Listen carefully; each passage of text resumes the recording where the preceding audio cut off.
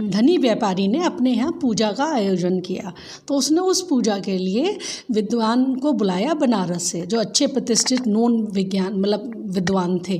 तो उन्होंने उनके यहाँ पूजा पाठ का 6-7 दिन का प्रोग्राम था। तो 6 दिन वो प्रवचन देते थे, लोगों को बताते थे कि गायत्री मंत्र की इम्पोर्टेंस क्या है, प्लस ऐसे ही मतलब भगवान पे अगर हम विश्वास रखते हैं तो वो हमारा किस तरह मदद करते हैं, हम उस विश्वास करने से हमें क्या फ़ायदा होता है। इस तरह वो डेली सुबह से लेकर शाम तक वो प्रवचन देते थे। तो उन व्यापारी के घर में जैसे जो नौकर चाकर काम करते हैं, उसी में एक लेडी थी जो वहाँ पे खाना बनाने का काम कर रही थी, और जिसकी जिम्मेदारी थी कि मतलब जितने भी लोग गेस्ट आए हैं उनको खाना बना के अच्छे से खिलाना, सात्विक भोजन जैसे हम लोग कहते हैं, तो अच्छे से भोजन बना के उनको खिलाना। तो वो डेली उनके प्रवचन वो भी सुनती थी, तो उनको वो सुनना बहुत अच्छा लगता था।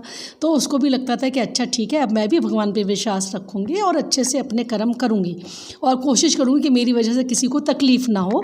तो इस तरह से वो पूरा जो भी वो विद्वान जी कहते थे उसको वो पूरा अपनी ज़िंदगी में उतारने की कोशिश कर रही थी, और काफ़ी हद तक उसने उतार भी लिया था। तो जब जिस दिन पूजा का आखिरी दिन था तो उसने महाराज जी से बोला कि महाराज जी क्या आप मेरे घर चल के मेरे हाथों से खाना पसंद करेंगे। तो महाराज जी ने कहा कि हाँ माता, हम ज़रूर पसंद करेंगे, क्योंकि आपने तो डेली हम लोग को यहाँ पे इतना अच्छा खाना श्रद्धा के साथ खिलाया है, तो मेरा बहुत अच्छा लगेगा कि अगर मैं आपके यहाँ जाके खाना खाऊँ। तो वो उनको अपने साथ लेके गई। तो जब रास्ते में जो है कि एक नदी पड़ रही थी, अब बरसात का मौसम था, पूरे उफान पर नदी थी, तो वहाँ पे कोई नाव वगैरह भी नहीं थी। तो उसने तो जैसे लाइक जो पंडित मतलब जो महाराज जी थे वो अपने प्रवचन में कहते थे कि जैसे कि जो गायत्री मंत्र है और भगवान पे विश्वास अगर हमें, तो वो भवसागर भी हम पार कर सकते हैं। तो पंडित उन्होंने महाराज जी ने कहा कि यहाँ तो कोई नाव वगैरह भी नहीं है, तो हम कैसे पार करेंगे नदी को। तो उसने कहा महाराज जी आप क्यों डरते हैं, और आपने तो कहा है कि भगवान पे विश्वास से हम कुछ भी कर सकते हैं। तो उसने उनका हाथ पकड़ा और नदी में कूद गई, और तैरते हुए वो दूसरे किनारे पे पहुंच गई। तो महाराज जी ने उसको डांटा कि ये तुम क्या पागल हो, तुमने ऐसा कैसे किया, अगर हम लोग डूब जाते मर जाते तो क्या होता।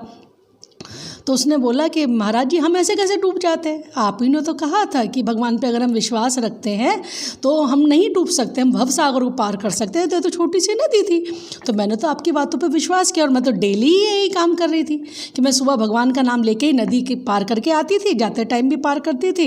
इस तरह से रोज़ मैं आने जाने का जो किराया बचाती थी, उसी से मैंने आपके लिए आज का अच्छे से भोजन का प्रबंध किया है। तो ये सुनते ही जो महाराज जी थे उनकी आंखों में आंसू आ गए। तो उन्होंने उससे बोला कि देखो मैं तो सिर्फ प्रवचन देता हूँ, लेकिन तुम हो असली जिसने उसको फॉलो किया, और सच्ची श्रद्धा और विश्वास तो तुम्हारा है भगवान के ऊपर, और इसलिए तुम मुझसे ज़्यादा पढ़ी लिखी पंडित मानी जाओगी। तो इसलिए मैं माता तुमको प्रणाम करता हूँ कि तुम्हारे विश्वास के आगे मैं हार गया।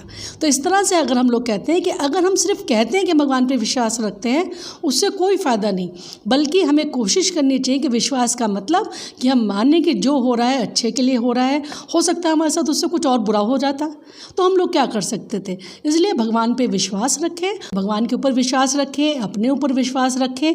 और अगर ये कहानी आपको अच्छी लगी हो तो अपने दोस्तों के साथ इसको शेयर करें। धन्यवाद।